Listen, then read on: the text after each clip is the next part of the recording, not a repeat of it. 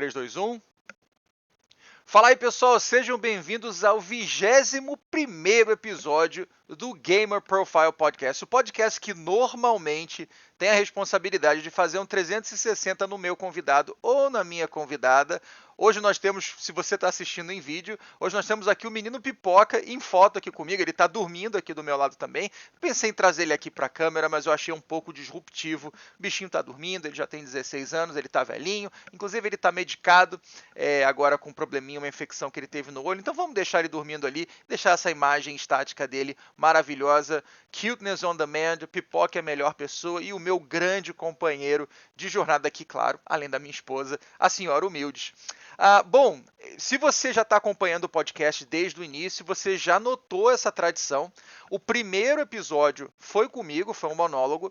O episódio 11 foi outro monólogo meu. E agora o 21 será também. E eu imagino que sucessivamente ali, se essa palavra existe, eu acho que existe, todos os episódios X1, então 31, 41, 51, 61, vão ser comigo fazendo um monólogo. E é tipo um café com humildes, digamos assim, uma oportunidade de eu conversar um pouco com vocês e falar um pouco sobre a minha jornada de vida, aonde a gente está no podcast e outras coisas também, outros projetos. Então eu tenho alguns tópicos aqui, toda vez que eu olhar para baixo aqui, eu anotei alguns tópicos. Eu imagino que a gente vai conversar aqui por aproximadamente 1 hora e eu espero que vocês curtam esse formato também nesses episódios únicos, tá?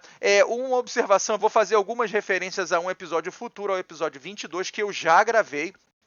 E ele é com um grande amigo meu, André Nunes, o Narate64, para quem segue as lives do passado sabe quem ele é. Ele é até hoje funcionário da Blizzard, foi lá que eu o conheci, nós somos amigos desde 2014 e foi uma conversa muito legal. Eu recomendo que vocês assistam esse podcast depois, que eu gravei mais cedo essa semana. Ele não só é funcionário da Blizzard, mas ele é artista da Marvel Studios, ele faz arte conceitual para os filmes que vão aparecer, então ele é um cara assim muito especial, um grande amigo.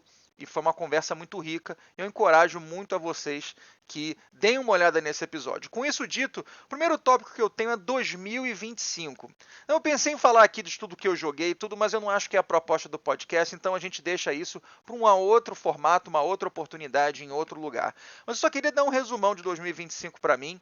Para quem não sabe, eu sou um profissional da indústria de games, eu trabalhei 10 anos na Blizzard, eu trabalhei por aproximadamente 6 meses na Santa Mônica Studio com um contrato, com tempo limitado.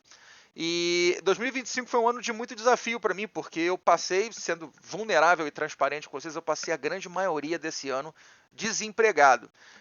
Graças a Deus, eu e a minha família nos preparamos aqui para, digamos, dias chuvosos, a gente fala em inglês, os rainy days, e quando as vacas estavam mais gordas, a gente fez alguns movimentos financeiros que suportariam esse tipo de situação, porque a gente nunca sabe do amanhã, né? Mas eu confesso para vocês, e aí realmente eu vou abrir meu coração para vocês, foi um ano muito difícil, foi um ano de muitos desafios, e foi um ano onde a minha autoestima foi muito abalada, né? Porque eu não sou mais um jovem, eu tenho 45 e agora em março vou fazer 46 anos de idade.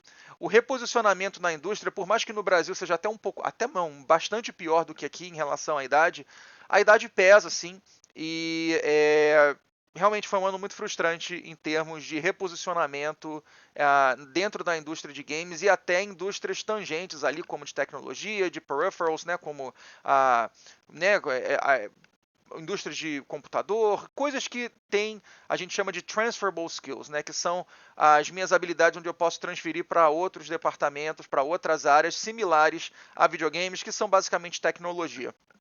Mas estou começando 2026 muito otimista, tem algumas oportunidades bem legais aí, eu espero poder em algum momento compartilhar com vocês um reposicionamento. O mais interessante quando eu tive a visão desse podcast, que foi em 2019, eu só implementei ele em 2025, eu sempre pensei de fazer ele de uma forma que nunca interferisse no meu trabalho. Então, se vocês reparam, eu tenho um cuidado muito grande de ser muito assertivo no que eu falo, e quando eu faço uma crítica a uma companhia, alguma coisa, o que é muito raro porque não é a proposta do programa, é de uma forma muito embasada, muito profissional, e contando que eu posso trabalhar nessa companhia amanhã, né? Então, eu tento ser muito assertivo, e eu encorajo muito meus convidados a fazer o mesmo, mas Como a proposta é seguir a verdade do meu convidado, né? O Gamer Profile não é sobre mim, a não ser esses episódios. É sobre o meu convidado ou a minha convidada. É relativamente fácil eu conseguir mitigar esse tipo de problema. Ah, eu acho que eu botei ali um overview de 2025 porque o meu próximo tópico é por que o Gamer Profile. E eu acho que eles se casam muito bem. O Gamer Profile, mais uma vez, foi uma coisa que eu tenho envisionado desde 2019, mas só consegui implementar em 2025. E a implementação em 2025 tem muito a ver com a minha disponibilidade de tempo. Bom, dando um corte seco aqui no meu monólogo, né? A última coisa que eu falei foi sobre a minha disponibilidade de tempo, mas eu quero ser transparente com vocês que pelo menos estão assistindo aqui no vídeo. Agora eu tô com o meu headset está com plugado. O que aconteceu, e graças a Deus eu consegui ver relativamente rápido, é que ele mutou, ele começou a ficar sem bateria e mutou no meio do meu monólogo aqui, mas eu consegui pegar isso bem no início, então eu fiquei menos frustrado. Para ser mais transparente ainda, foi até bom que quando eu comecei a falar, eu tinha acabado de lembrar que eu não tinha feito um chá ou pego uma água para mim. Então eu peguei um chazinho agora e eu vou sip durante a nossa conversa aqui. Então agora eu tô zerado e continuando. Vamos falar então mais do Gamer Profile, né? O porquê que ele existiu, e a última coisa que eu falei foi sobre a minha disponibilidade de tempo, porque eu não me reposicionei na indústria de games, que em si só está passando por uma transição muito dolorosa e muita gente está sendo laid off. Inclusive ontem, né? Esse podcast está sendo gravado no dia 15 de janeiro. Ontem ou anteontem foi anunciado que a Meta fez layoffs grandes novamente para o Reality Labs, que é o departamento deles de jogos em VR. Então, é mais profissionais muito bem qualificados da minha área e de muitas outras áreas que está enchendo ali, né, fazendo um influx de profissionais ótimos e aptos para competir por um número de vagas muito menor do que anos anteriores. Mas o Gamer Profile ele existiu então como um projeto de 2019, como eu disse antes, implementado em 2025 pelo alinhamento de planetas da minha disponibilidade de tempo e, claro, a minha vontade ininterrupta de querer começar esse projeto. Então, eu fico muito feliz que isso tenha conseguido acontecer em 2025 e continuar em 2026, né? Em 2025 foram 20 episódios, então tenho muito orgulho de ter feito isso. Em 2026 eu quero fazer mais ainda e tenho alguns projetos interessantes de poder expandir, fazer mais shorts desse conteúdo, fazer mais episódios. Claro, eu quero gravar mais de 20 episódios esse ano. Eu acho bem possível que eu faça isso, até porque eu comecei aproximadamente ali no meio do ano a gravar os podcasts. Eu quero também já meio que anunciando, mas não anunciando porque eu não conversei com as pessoas ainda, eu quero fazer a parte 2 com algumas pessoas com que eu convidei. A Marina é uma delas, que a gente tem muita coisa para conversar ainda. O André Nunes, com que eu conversei recentemente também, que vai ser do próximo episódio que vocês vão assistir e ouvir, caso queiram, claro. E, claro, os mais populares, Serial For Me, Pox e o Nitrão, que, se eu não me engano, são os episódios mais populares. O do Nitrão está quase chegando a 600 visualizações, o que para mim é uma grande alegria. E o canal chegou organicamente, sem eu fazer promoção praticamente nenhuma. E é um conteúdo, né, assim, que não é tão fácil de você achar e consumir na internet, que são podcasts, são conteúdos muito longos, né? Hoje em dia, a attention spam, né, a quantidade de atenção que as pessoas têm para as coisas é muito pequena, ou é relativamente pequena. O doom scrolling do TikTok é o que manda hoje em dia, né? Aquela constante gratificação do seu cérebro ali. E então conseguir isso e 75 subscribers organicamente é uma coisa muito bacana para mim. Então eu fico muito feliz da existência do Gamer Profile. O próximo tópico eu já estou falando, que é como está o Gamer Profile. Eu acho que ele está muito bem.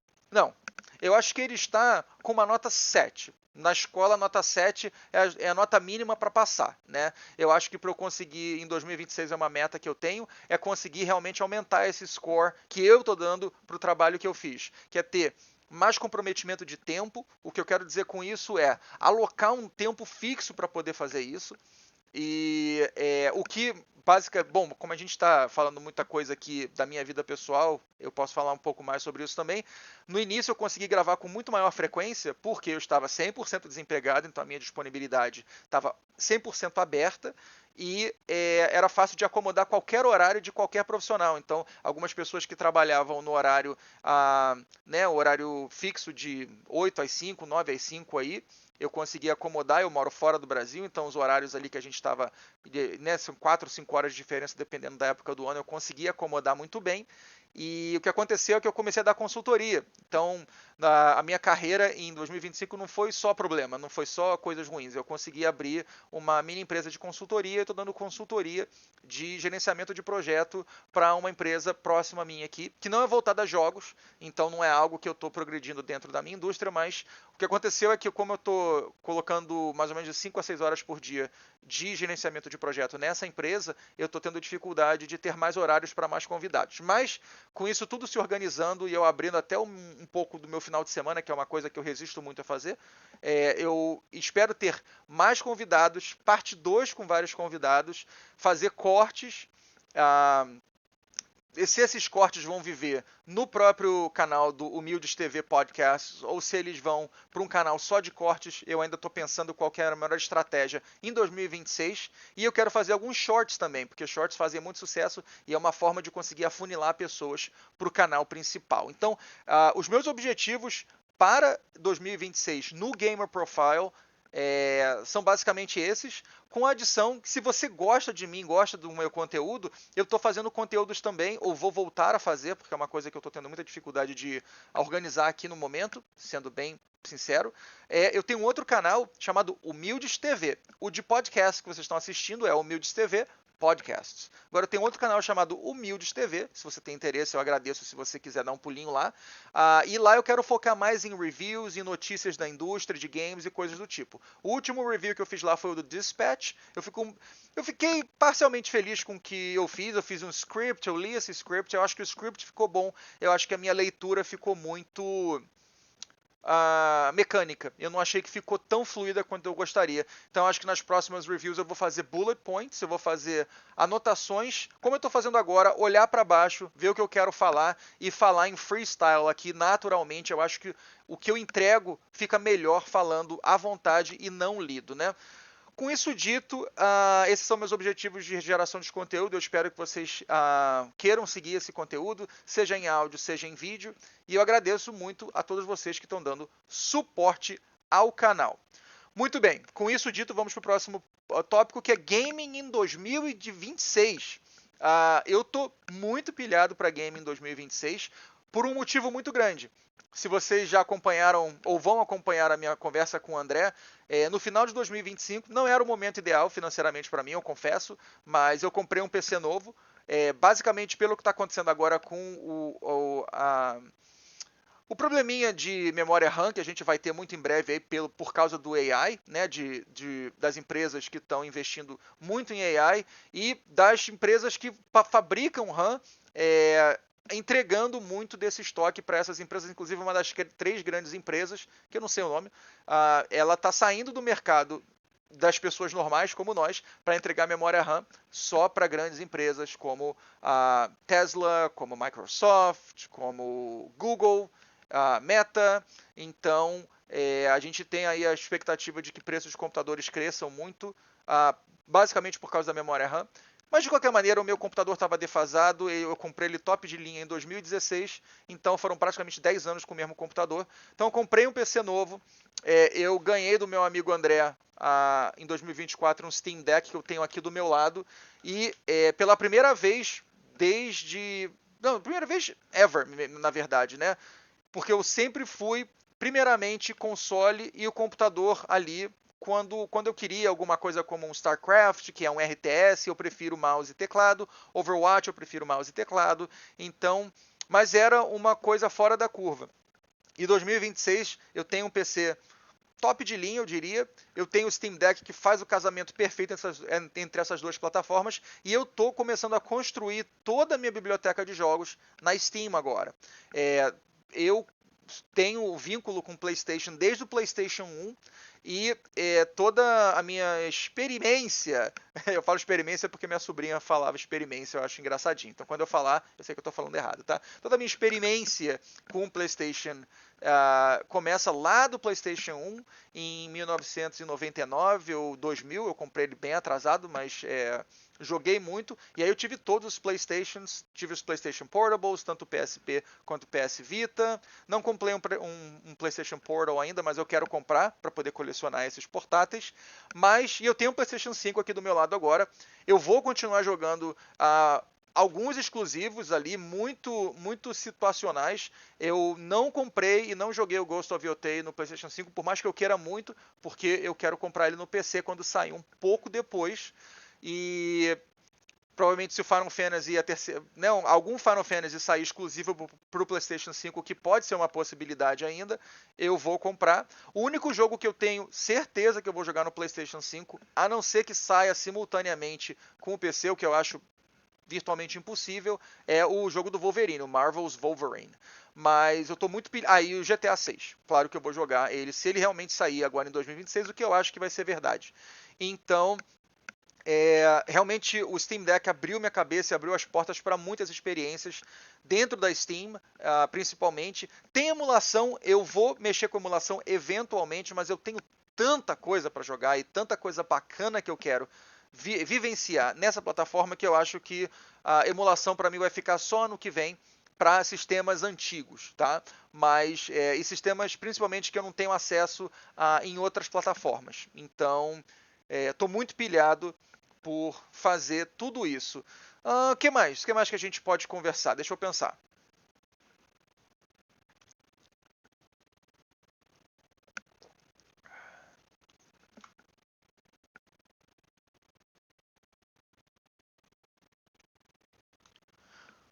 Bom, se esse aqui é o Gamer Profile, por que não falar um pouco do meu profile? Eu espero não estar repetindo algo que eu já tenha falado no primeiro episódio ou no 11º episódio. Ah, vamos falar um pouco então da minha jornada com videogames de uma forma mais completa, né? Eu tenho 45 anos, vou fazer 46 agora em março, eu nasci em 1980, eu sou uma criança dos anos 80 e vou fazer a escadinha dos meus consoles agora com os jogos mais memoráveis que eu tenho na minha cabeça. Bom, eu comecei com o telejogo, que eu acho que eu já mostrei aqui no episódio anterior, que era aquele que é um console e um controle ao mesmo tempo, e você meio que fica jogando ele de um lado uma pessoa, o player 1, de outro player 2, é uma coisa bem rudimentar comparado ao que se tem hoje em dia, claro, né?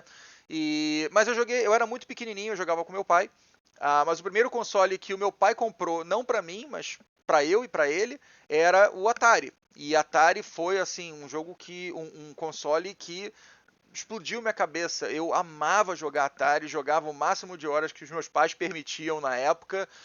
Com certeza, meus jogos preferidos eram Galaga, Enduro e River Raid, né, que é o River Raid, que a gente falava River Raid no Brasil. Jogava muitas coisas, Pitfall eu adorava também, e tinha aqueles jogos genéricos de Olimpíada, né, de correr, tinha boxing, futebol, só que não era alguma coisa com uma marca, com uma brand, eram simplesmente genéricos. Boxing, soccer, né, futebol.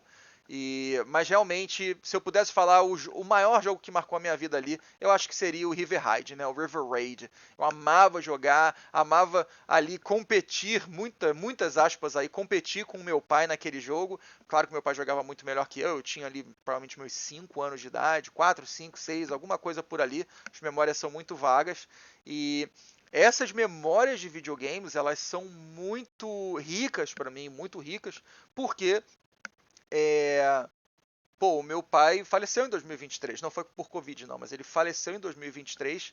E as memórias de infância que eu tenho com ele, as melhores memórias de infância que eu tenho com ele, com certeza são do Atari. Então é um console que eu tenho muito, muito carinho. E falando em emulação, se eu conseguir emular esses jogos do Atari no meu Steam Deck, eu vou ser um homem muito feliz. Mas passando do Steam Deck, do Atari, eu tive um equivalente ao Nintendinho 8-bit, mas eu falo equivalente porque isso é uma coisa até que eu quero me informar melhor. Se você sabe da resposta, me deixa nos comentários aí, que é quando o Nintendinho saiu nos Estados Unidos e no Japão, eu não sei como é que foi o licenciamento para eles no Brasil, mas no Brasil foi lançado um sistema equivalente ao Nintendinho, que rodava jogos de Nintendinho, né, daquele cartucho grande, só que não era o Nintendo, ele era o Phantom System. O Phantom System foi, então, o console que eu tive depois, que era um equivalente ao Nintendo, rodava jogos oficiais da Nintendo.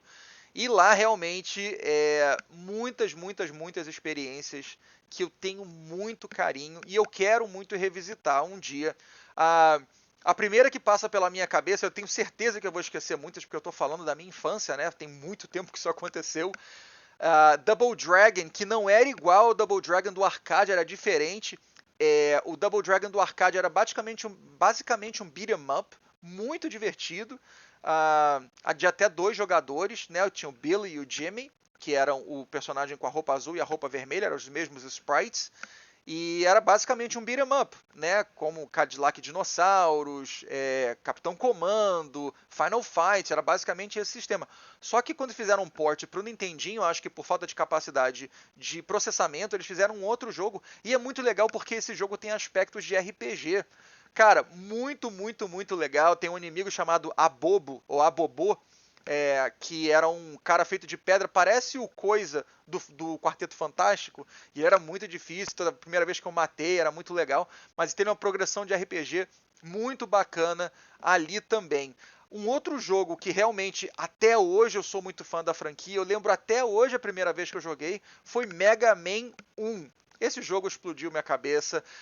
Inclusive, eu quero fazer uma retro review do Mega Man 1, ou pelo menos da série Mega Man, porque eles introduziram, eu não consigo lembrar se algum jogo já fez isso, que os créditos sejam dados em outro momento, mas na minha memória, o primeiro jogo que tinha a mecânica de você começar com um poder, que era a Buster... Como é que chama, gente? A arma do Mega Man? Era a arminha da mão dele, que era Buster alguma coisa, que é o piu-piu-piu, que ele fazia os tirinhos normais, né? E você escolhia o chefe que você queria matar, a fase que você queria ir, que eu nunca tinha visto isso antes. Você escolhia qual que você queria matar primeiro, e aí você ia lá e quando você derrotava esse inimigo, você ganhava o poder dele. Eu nunca tinha visto isso, e eu acho que o Mega Man é o precursor dessa mecânica específica. E mais divertido do que isso, depois quando você escolher outros personagens para você lutar contra e matar, se você fizesse a ordem perfeita, você conseguia usar o poder que você ganhou para poder matar o outro cara. Porque todos os inimigos, né, os robôs ali que precisavam ser derrotados, eles tinham uma mecânica onde cada um deles tinha o poder para destruir o outro com maior facilidade. Inclusive em alguns Mega Mans, como Mega Man 2 e 3, né, que tem o Quick Man e tem o Shadow Man, se eu lembro os nomes bem, é praticamente impossível você matar eles com a arma básica, né? Você derrotar eles com a arma básica. Então realmente foi um jogo que me marcou muito e me fez seguir a série inteira, tanto os jogos do Mega Man no Nintendinho, eu vou falar mais na frente do Super Nintendo também, uma outra série do Mega Man muito legal. Mas realmente eu acho que foi o jogo que mais me marcou. Um outro jogo que me marcou muito, mas não por motivos bons, é o do Silver Surfer, que é o surfista prateado, né? Que fala em português. Porque era um jogo que tinha essa mecânica similar ao Mega Man de você escolher a fase que você ia. Você não ganhava o poder do inimigo no final, mas você escolhia a fase que você queria ir. Só que era praticamente impossível de você conseguir passar das fases. As fases eram muito difíceis. Eu nunca consegui passar nenhuma fase. Talvez com o emulador agora, fazendo save states, eu consiga passar, mas era praticamente impossível. E esse jogo, inclusive, se vocês procurarem na internet, tem um canal que eu sigo já há muitos anos, há praticamente 20 anos eu sigo, chamado Angry Video Game Nerd, AVGN, né, que é a sigla, né, Angry Video Game Nerd, e você procurar o capítulo do Silver Surfer lá, é hilário, porque ele fica realmente passando por todas as frustrações que eu passei quando eu joguei. Eu tenho certeza que tem mais jogos no Nintendinho que me marcaram muito, mas não consigo me lembrar de nenhum agora, então não vou ficar enrolando e vou passar pro sucessor dele, que foi o Super Nintendo. E o Super Nintendo foi um videogame que eu queria muito, mas a minha mãe não tinha dinheiro para me dar, e ela foi super transparente comigo em relação a isso, falou, filho, não dá, a mamãe está fazendo o melhor que ela pode, mas realmente não dá, e a minha mãe sempre fez o melhor do melhor do melhor por mim, e eu só tenho a agradecer por ela, por tudo, tá? Mas um dia ela me acordou no meu aniversário, eu não lembro qual ano que foi.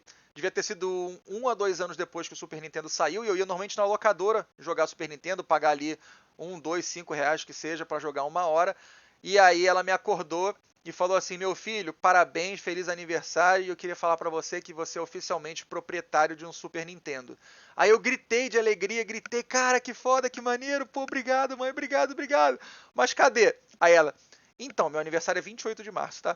Ela falou, então, ele não tá aqui ainda. Ela falou assim, na verdade, esse Super Nintendo, ele vai ser comprado por um amigo meu que vai nos Estados Unidos e vai comprar ele e vai trazer ele para você. E então, assim, foi um momento de muita alegria, mas que eu meio que murchei um pouco porque não tinha chegado ainda. Mas, cara, mais uma vez, a minha mãe sempre foi o bonde do melhor possível. E ela sempre fez o melhor por nós, por mim, pela minha irmã Priscila. Mas foi a memória que eu tenho de ter ganho e não ter ganho naquele dia. Mas no final das contas ele chegou eventualmente em junho, julho, alguma coisa, alguns meses depois. E meu Deus, como eu joguei a o Super Nintendo. O primeiro jogo que vem à minha memória muito forte é o Street Fighter 2. Por quê? Porque ele só tinha no arcade antes, né? E quando eu consegui jogar ele no Super Nintendo, por mais que fosse um produto inferior na época, foi muito legal não precisar ficar pagando e botando fichinha ali o tempo todo. Você comprar o jogo uma vez, no caso a minha mãe que comprou pra mim, né? Ter ele e poder jogar quantas vezes eu quisesse no meu tempo. Divertidíssimo, é claro, eu zerei com todos os personagens na época e foi muito legal. Agora o Super Nintendo tem muita coisa legal pra falar. O Mega Man X, a série Mega Man X, eu falei mais cedo do Mega Man, o Mega Man X foi extremamente marcante na minha vida. Ah, e, cara, tem tanto jogo pra Super Nintendo, é até difícil de falar. Mas a série Mega Man X, realmente, eu tive o Mega Man X 1. E depois eu comprei o Mega Man X. Minha mãe comprou pra mim, né? O Mega Man X 2. E depois eu aluguei o Mega Man X 3. E joguei muito esses três jogos. Coisa mais legal, é um spoiler desse jogo, mas eu acho que é muito pequeno, então não tem problema de eu falar isso. É porque se você fizer algumas coisas secretas dentro do jogo, você conseguia, né, só para vocês entenderem a mecânica do Mega Man X, o Dr. Light, que era o doutor que cuidava do Mega Man nos jogos Mega Man originais, ele aparece em cápsulas específicas, dá-se a entender que ele já faleceu, né, que o Mega Man X passa-se muitos anos depois da série Mega Man, e ele aparece em cápsulas, assim, um holograma dele, e aí ele fala que ele preparou uma armadura para você, e aí você vai e pega separadamente cabeça, a armadura, pernas e depois uma para o seu braço que deixa a sua arma mais forte. E aí você começa com a armadura toda azul e quando você pega essas armaduras você fica com ela branca, que foi lindíssimo, esteticamente lindíssimo e muito bem embolado. Só que se você fizer todos os passos certos, tem uma coisa secreta nesse jogo, onde você encontra uma cápsula a mais. E nessa cápsula, o Dr. Light, eu não lembro se ele tá com kimono, eu não tenho essa lembrança, mas eu lembro que ele tá com a fitinha do Ryu do Street Fighter na cabeça. Lembrando que a Capcom é dona do Street Fighter e do Mega Man, então esse crossover foi fácil. Mas hoje que a gente vive no mundo de Fortnite, é difícil de você lembrar que naquela época não tinham crossovers, nem da mesma companhia tinham crossovers. Então, muito legal você ver. É a minha primeira memória que eu tenho de ver dois jogos se entrelaçando. E aí ele fala com você, quando você entra lá, você ganha mais um poder que vai para os seus braços e você consegue, fazendo a meia-lua e o tiro, você dá um Hadouken, né? Aquela bola de fogo do Ryu e do Ken. E é uma arma que você mata todos os inimigos com um Hadouken só. Então é para quebrar o jogo mesmo, é um super segredo e eu lembro que eu gostei muito disso. Super Double Dragon, né? Um jogaço, inclusive talvez o melhor Double Dragon que eu acho que já foi lançado. Ele tem mecânicas muito legais, dá para jogar com dois jogadores finalmente. É, Pô, ó, eu lembrei de outro. Nintendinho tem Battletoads, mas eu não vou falar. Mas eu vou falar do Double Dragon e Battletoads. Tem um jogo dos dois muito legal também. Super Metroid, talvez o melhor jogo do Nintendinho que eu joguei. Absolutamente fantástico. Quero fazer um retro review desse jogo um dia. Mas realmente, eu joguei o Metroid, o original. Não terminei o Metroid original do Nintendinho, mas terminei o Super Metroid várias vezes. E é um jogo que eu recomendo demais. Eu vou parar no Super Nintendo por aqui, porque eu acho que eu vou poder falar para sempre desse console. E com certeza vou esquecer de algumas coisas aqui. Eu quero fazer uma lista aqui com muito carinho. Mas eu quero fazer uma menção honrosa para o Super Nintendo e até para o Nintendinho, que na minha idade ali, provavelmente tinha, vamos dizer, perto de 10 anos de idade, nessa época, eu não falava inglês. E eu lembro que eu alugava muitos jogos, né? Eu comprei pouquíssimos jogos. Acho que eu tive na vida inteira do Nintendinho, na vida inteira do Super Nintendo, que eu tive esses consoles, talvez eu tenha comprado 2 ou 3 jogos. Comprado, minha mãe comprou pra mim, claro, né? Mas eu alugava muitos jogos. E eu lembro que eu aluguei Final Fantasy 1 e não consegui jogar porque eu não falava inglês, eu não entendi o que estava acontecendo. E eu aluguei Final Fantasy 1 foi pro Nintendinho. E eu aluguei Chrono Trigger pro Super Nintendo. Adorei a estética do jogo, adorei o gameplay de você selecionar ali, né, batalha por turnos. Só que chegou uma hora que eu não conseguia mais progredir porque eu não entendi inglês. Então foi uma coisa que eu fiquei muito triste na época e anos depois eu fui revisitar o Chrono Trigger e jogar e me apaixonar por JRPGs, né? Bom, vamos continuar então trilhando aqui. O meu próximo sistema na verdade eu vi um hiato nessa época, porque eu parei de jogar o Super Nintendo, eu não tinha dinheiro para comprar um Sega Saturno ou um PlayStation ou algum console da época. Eu fui na locadora nessa época e joguei um pouco desses consoles de 32 bits, digamos assim, né? Nintendo 64, eu era adolescente, não falou comigo esse sistema. Para mim era muito infantilizado para o que eu queria. É, mas não critico quem gostou do sistema, claro, na época, mas realmente ele não falou comigo de uma forma que eu gostaria de tê-lo. Então nunca tive vontade de ter um Nintendo 64 na minha adolescência, e eu confesso que na minha adolescência eu estava muito focado em outras coisas, principalmente em esporte, aonde eu fazia esporte de 6 a 7 esportes e artes marciais, né? Eu fazia isso de 6 a 7 dias por semana, e eu vivia fora de casa. Então, jogar videogame ficou uma coisa muito secundária para mim. Eu acabei abandonando por alguns anos da minha vida. Eu diria ali dos 15 aos 19. Eu praticamente parei de jogar videogame. Eu vou tomar um golinho de chá aqui que minha garganta já está raspando. Mas foi uma época que eu tinha ainda o Super Nintendo na minha casa, mas eu praticamente não jogava. Eu não ia mais para a locadora jogar. E aí eu dei um tempo. Talvez eu jogava no arcade um pouco aqui e ali, mas era uma coisa muito esporádica. Não era um hobby grande como era na minha infância e adolescência, e é hoje na minha vida adulta e será na minha vida de sênior, né? Mas aí, com 19 anos de idade, eu vim para os Estados Unidos, morar aqui sozinho, e com 4 meses que eu estava aqui, eu comprei um Game Boy. E eu comprei esse Game Boy com um com o Pokémon Yellow, o Pokémon amarelo. E lembra da história que eu falei que eu não falava inglês e tive que abandonar Chrono Trigger? Eu também não falava inglês quando eu cheguei nos Estados Unidos. E uma forma que eu me forcei a conseguir aprender inglês mais rápido é deitar na minha cama à noite quando eu chegava do trabalho, começar a jogar o Game Boy Yellow, o Game Boy com Pokémon Yellow, em inglês, claro, e com dicionário do lado. Eu estou falando de 1999, 2000, né? Esses anos você não tinha smartphone, você mal tinha internet, ou eu não tinha condições financeiras de ter um computador e uma internet na minha casa. Então, um momento muito diferente do planeta Terra, né? E dos Estados Unidos e do Brasil, claro.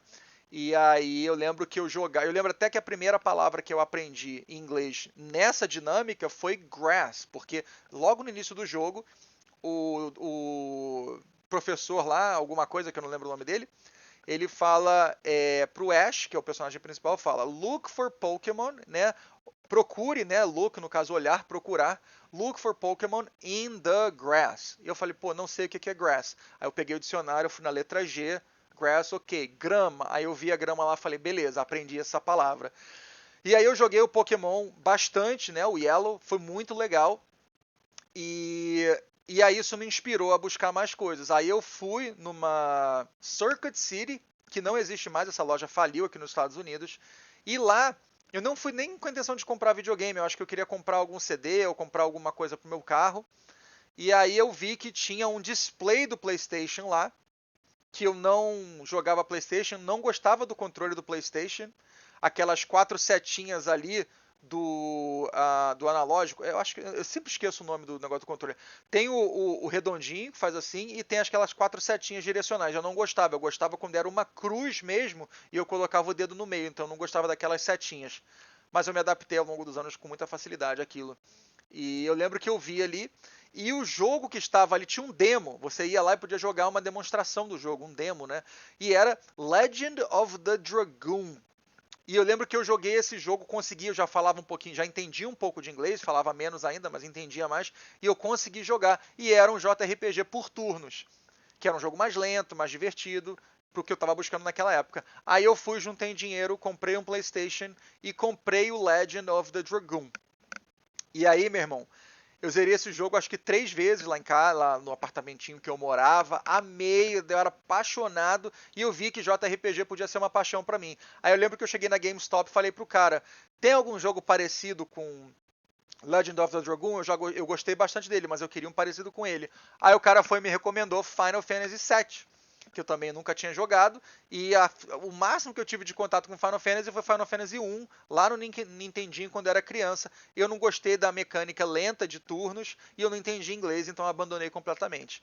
E aí eu levei para casa o Final Fantasy 7, e aí, meu irmão, o resto é absurdo, né? Porque ali dali eu fui e peguei o Final Fantasy 8, que eu não gostei na época. Ele tem umas mecânicas que eu não gostei tanto, principalmente aquela de ficar drawing as habilidades dos inimigos incessantemente, e aquela Junction System, né?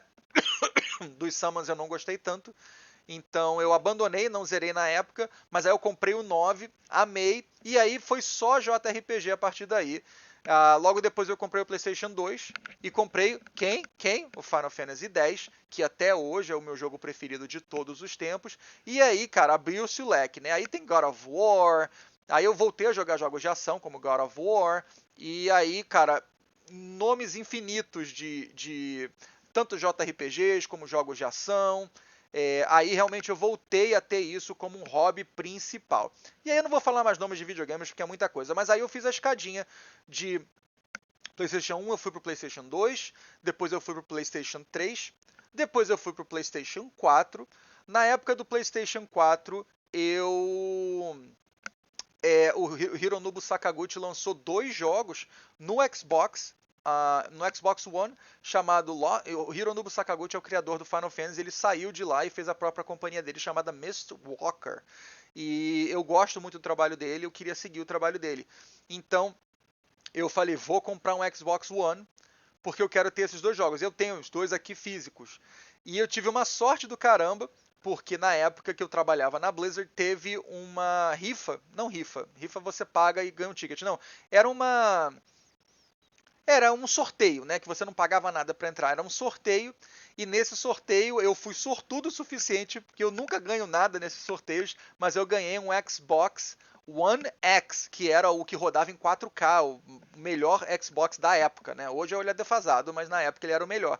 Então eu tenho esse Xbox aqui até hoje. Tenho também meu PlayStation 3 e o PlayStation 4 aqui. E o 5, claro que eu comprei depois. Mas eu tenho Xbox aqui basicamente para esses jogos. E eu joguei muito Game Pass também nesse Xbox. Então valeu essa sorte aí de ter esse sistema comigo. Na época que saiu o Nintendo Switch, foi a época que eu quis voltar para Nintendo. Aliás, eu pulei uma parte da Nintendo que eu tenho que falar. Vamos dar uma pausa rápida aqui, porque entre o PlayStation 3 e o PlayStation 4, eu voltei a ter portáteis. Então eu comprei o o Game Boy Advance SP, que é aquele que tem um flipzinho assim.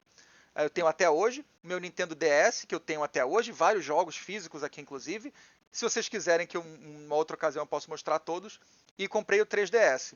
Muito um grande motivador de eu comprar esses sistemas portáteis foi a série Kingdom Hearts, porque os jogos portáteis fazem parte da saga completa, né? Da Xehanort Saga que eles chamam, né? Mas aí eu comprei muitos outros jogos, principalmente JRPGs, nesse sistema. Deixa eu tomar mais um pouquinho de chá, que eu estou falando bastante aqui. Muito bem. E então, voltando para os tempos mais atuais, onde eu tinha parado, eu comprei um Nintendo Switch. Também comprei vários jogos físicos e digitais nessa plataforma. E é onde eu tô no momento, né? Agora eu comprei esse PC e eu acho que esse PC vai realmente dominar o meu tempo em 2026. Os jogos que eu tô mais pilhado para jogar esse ano é Dragon Quest VII Reimagined, que inclusive saiu um demo recentemente, eu já baixei aqui na Steam, mas não tive a oportunidade de jogar ainda. Claro que GTA 6, mas o jogo que eu acho que eu tô mais pilhado esse ano para jogar é o Onimusha. Eu amo a série Onimusha, eu conheci ela no PlayStation 2, joguei o 1, 2 e 3, nunca joguei o Tactics do Game Boy Advance, mas eu quero jogar. E eu nunca joguei o Dawn of Dreams, que é tipo o Onimusha 4, também no PlayStation 2. Ele saiu bem no final da vida do PlayStation 2. Então muitas pessoas, fãs do Onimusha como eu, não jogaram. Inclusive, gente, o Onimusha 1 tem um remakezinho maneiro. O 2 teve. Remake não, é tipo um port. Um, um port melhorado. Não um full remake, é um port melhorado. E é muito bons esses dois jogos. O meu preferido da série Onimusha é o 3, que tem o Jean Reno, né, o Jean Reno, que é um ator francês muito popular da época, e eles fizeram um, um jogo com dois personagens, que é o Sanosuke, que é o personagem principal do Onimusha, e o Jean Reno, que é um personagem desse jogo, e eles fazem uma mecânica onde os dois estão em... O Jean Reno está nas épocas atuais, né, nos anos 2000 e pouco, e o Sanosuke está na época ali dos samurais e tudo, e eles fazem algumas mecânicas de viagem no tempo, onde o que acontece em um lugar, aí eles conseguem alterar o que vai acontecer no futuro, que é muito divertido. E eu tô muito pilhado com o Onimusha Way of the Sword, que é o novo Onimusha que vai sair esse ano pela Capcom. Acho praticamente impossível esse jogo ser adiado. Aliás, a Capcom virou... não sei se vocês sabem, mas entre os gamers aqui mais dedicados, né? Quando a Capcom tá fazendo um monte de cagada, eles chamam a Capcom de Crapcom. Crap, que é crap quer dizer merda, bosta, né? E quando a Capcom tá muito foda, eles chamam ela de Cap God, né? Que é God de Deus, né? De um tier muito, muito alto. A Capcom com certeza tá numa época Cap God. Inclusive, outro jogo da Capcom que eu tô. Dois outros jogos que eu tô muito pilhado para jogar da Capcom esse ano, além do que eu falei do Onimusha Way of the Sword, é o Monster Hunter Stories 3. Eu comprei o 1 e o 2 na Steam numa mega promoção, que é uma maravilha você ter a Steam como sua principal plataforma, porque as promoções são muito grandes, tem várias plataformas além da própria Steam ali nativa, você tem Fanatical, Humble Bundle, você tem vários lugares onde você pode comprar chaves muito baratas desses jogos, chaves oficiais e chaves bacanas, né? A Eneba também é uma nova que eu já vi por aí, muito, muito, muito legal. Mas você tem Pragmata, que tem um demo também na Steam, que eu recomendo que vocês joguem. É um jogo muito, muito, muito legal e tem uma mecânica muito única ali. Que eu não vou entrar em detalhes, senão eu vou falar para sempre disso.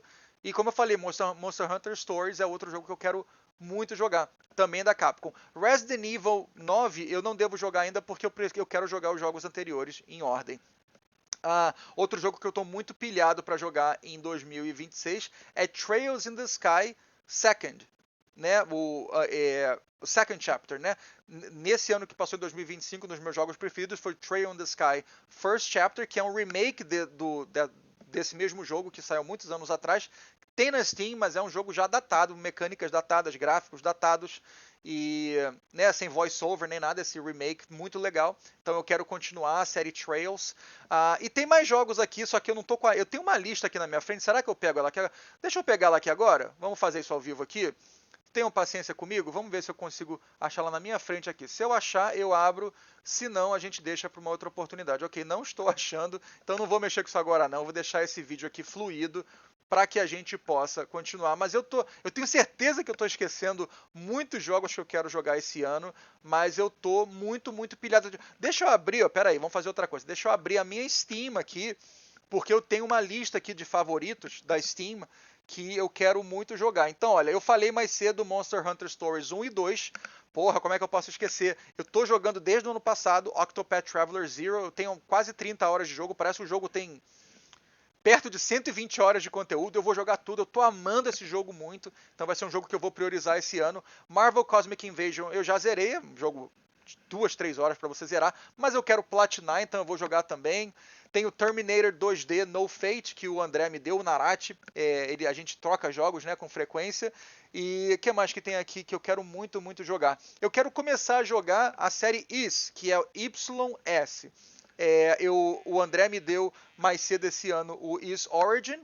E eu quero começar pelo menos a jogar essa saga e eu quero começar a jogar alguma coisa de Fallout. Eu até baixei o primeiro Fallout para ver se eu animo de continuar jogando ele, Mas eu estou muito otimista para esse ano. Tem muito jogo muito legal para jogar esse ano. E realmente, eu tô assim, muito otimista com a indústria no sentido da qualidade de jogos, do que eles vão entregar esse ano. Sobre a indústria como um profissional da indústria, eu tenho que ser sincero, não pessimista, mas ser sincero e analisar o que está na minha frente, o que eu tenho visto, eu acompanho de camarote tudo o que está muito acontecendo. Eu estou preocupado, continuo preocupado, principalmente com as empresas aqui na parte West, aqui, né, onde nós estamos aqui, que eu não sei falar, mas que seja. Então eu estou falando principalmente das empresas dos Estados Unidos, algumas da Europa, mas principalmente Estados Unidos e Canadá. Eu acho que essa parte da indústria, ela está em processo de renovação, e nesse processo de renovação, eu acho que muitos problemas ainda vão acontecer. Eu estou falando isso da forma mais profissional possível. Eu acho que os layoffs vão continuar, eu acho que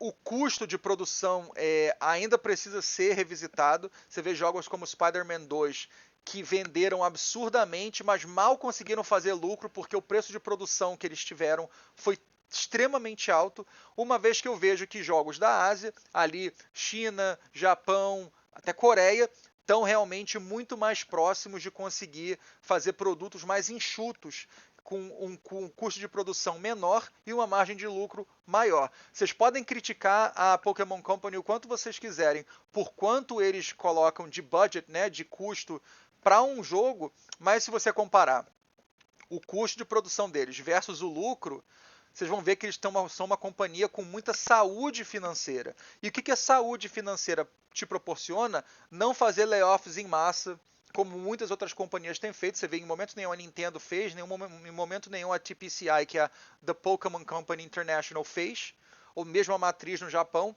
Então são companhias que realmente conseguem fazer um balanceamento de investimento em produtos novos e entregas que são boas o suficiente para que exista uma compra em alto número, né? Então, eu continuo preocupado com a parte West